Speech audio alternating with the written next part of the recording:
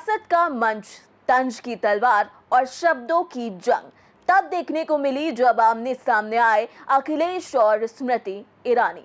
नमस्कार, मैं प्रिया श्रीवास्तव स्वागत करती हूं आपका सी न्यूज भारत में।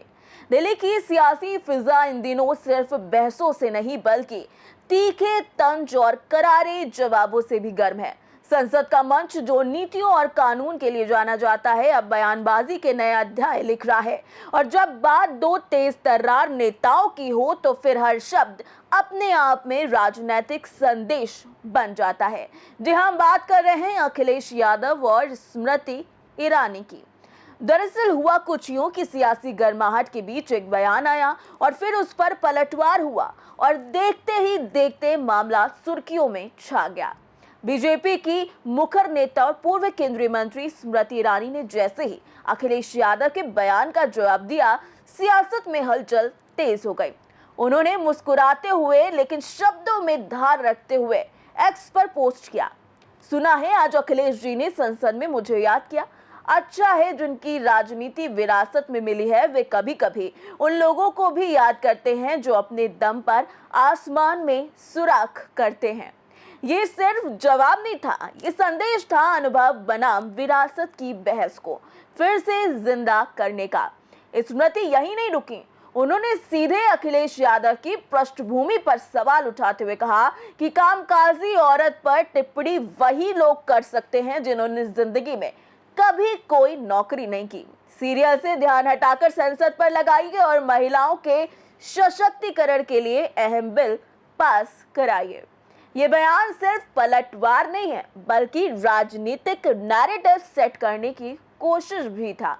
दरअसल जहां एक और स्वनिर्मित छवि तो दूसरी ओर वंशवाद पर हमला साफ दिखाई देता है। अब सवाल ये उठता है कि आखिर ये चिंगारी भड़की कहां से, तो चलिए वो भी बता देते हैं। दरअसल इस पूरे घटनाक्रम की शुरुआत संसद में महिला आरक्षण पर चर्चा के दौरान हुई। अखिलेश यादव ने बिना नाम लिए स्मृति ईरानी पर निशाना साधते हुए कहा कि सास बहू वाली तो हार गई। जरा आप भी सुनिए। अगर कॉन्स्टिट्यूंसी रिजर्व होंगी तो अध्यक्ष महोदय महिलाओं के बीच ही कंपटीशन हो जाएगा, क्योंकि वो अध्यक्ष महोदय वो माननीय सदस्य कह रहे हैं कि वो तो होना चाहिए। वो सास बहू वाली तो हार गई हैं आपकी।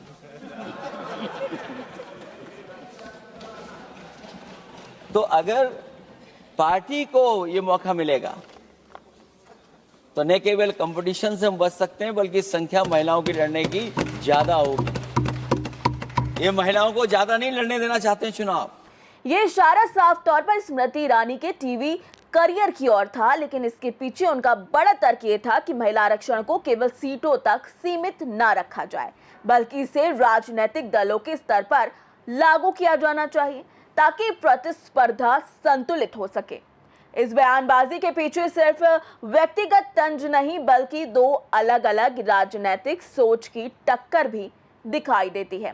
एक तरफ परिवारवाद तो दूसरी तरफ आत्मनिर्भरता का मुद्दा, तो दूसरी तरफ ये भी है कि महिला आरक्षण को लेकर अलग अलग दृष्टिकोण सामने आ रहे हैं। स्मृति ईरानी ने जहां अपने संघर्ष और करियर को हथियार बनाया, वहीं अखिलेश यादव ने अपने तंज के जरिए राजनीतिक बहस को एक अलग दिशा देने की कोशिश की है।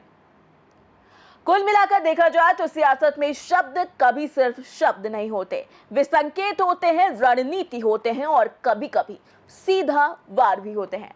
अखिलेश और स्मृति के बीच ये जुबानी जंग सिर्फ एक बयान का जवाब नहीं है बल्कि उस बड़े खेल की झलक है जहां छवि और विचार और सारी सियासत शामिल है।